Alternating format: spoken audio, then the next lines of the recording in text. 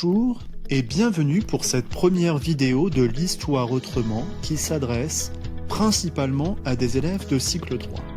Et pour notre premier épisode, nous allons travailler sur les traces d'une occupation ancienne de notre territoire. Mais avant tout, nous allons évaluer ce que nous savons déjà. Première question, que signifie préhistoire? A. Avant l'histoire. B. Après l'histoire. C. Notre histoire.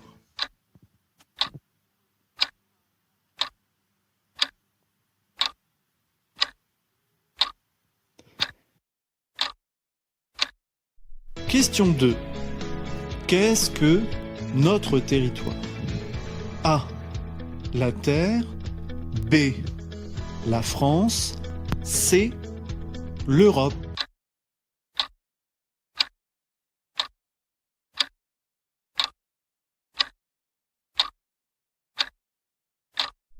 Question 3. Quelles traces nous reste-t-il de cette vie lointaine? Tu peux écrire ce que tu sais déjà.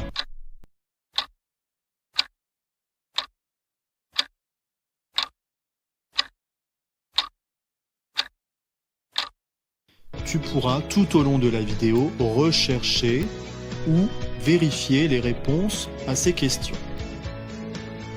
Tout d'abord, le mot préhistoire est formé à partir du mot histoire et du préfixe pré qui signifie avant.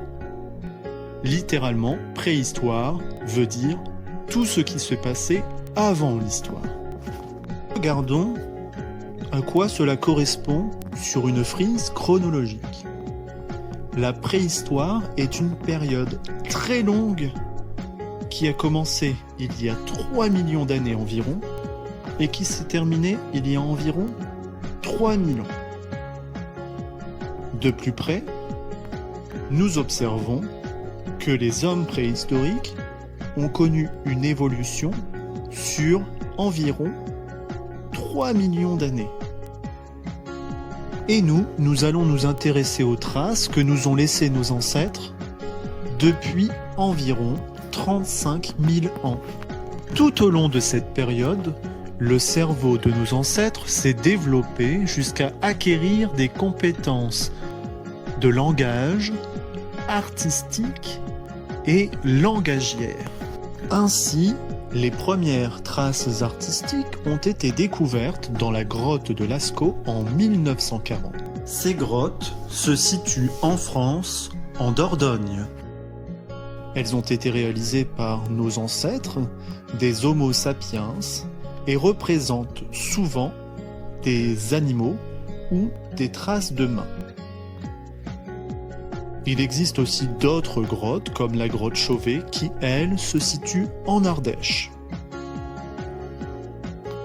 Outre les peintures, nos ancêtres nous ont également laissé des outils. Les premiers outils sont les bifaces réalisés par l'Homo habilis il y a environ 1 600 000 ans. Le biface servait notamment à couper la viande, mais aussi le bois ou les os. Il y a 600 000 ans, nos ancêtres vivaient principalement de la chasse et de la cueillette. On dit qu'ils étaient nomades. Vers moins 5800 environ, l'Homo sapiens a développé l'agriculture et l'élevage. Ils se sont sédentarisés. Ils ont commencé à construire des maisons de forme rectangulaire à une seule pièce, des outils, de la vaisselle en poterie et même des vêtements tissés. Dans notre région, la Picardie, il existe un parc de reconstitution, Samara, dans lequel on peut observer des répliques de maisons préhistoriques, mais aussi assister à des reconstitutions artisanales telles que la création de poterie, la frappe de monnaie, la sculpture ou alors l'allumage du feu. Nous pouvons maintenant nous tester. Première question, Comment appelle-t-on l'art pratiqué dans les grottes? A. L'art moderne. B. L'art pariétal. C. L'art Tichot.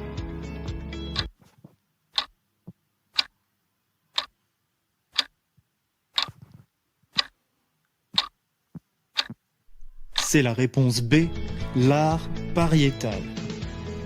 Deuxième question, qu'est-ce que la sédentarisation? A. Le fait de se déplacer souvent. B. Le fait de vivre de la chasse. C. Le fait de s'installer dans un lieu pour y rester.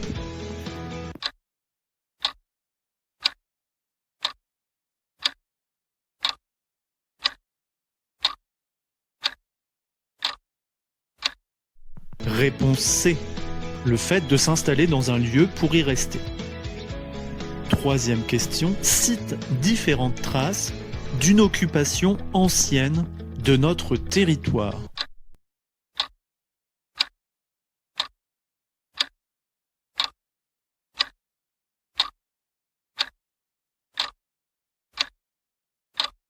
Il y a tout d'abord le biface, l'art pariétal, et les outils et la vaisselle. Si on les place sur une frise chronologique, on a le biface, moins 1 600 000 ans, l'art pariétal, moins 35 000 ans, et les outils, il y a moins 5 800 ans. Vous pouvez trouver plus de questions sur le Quizlet à l'adresse suivante.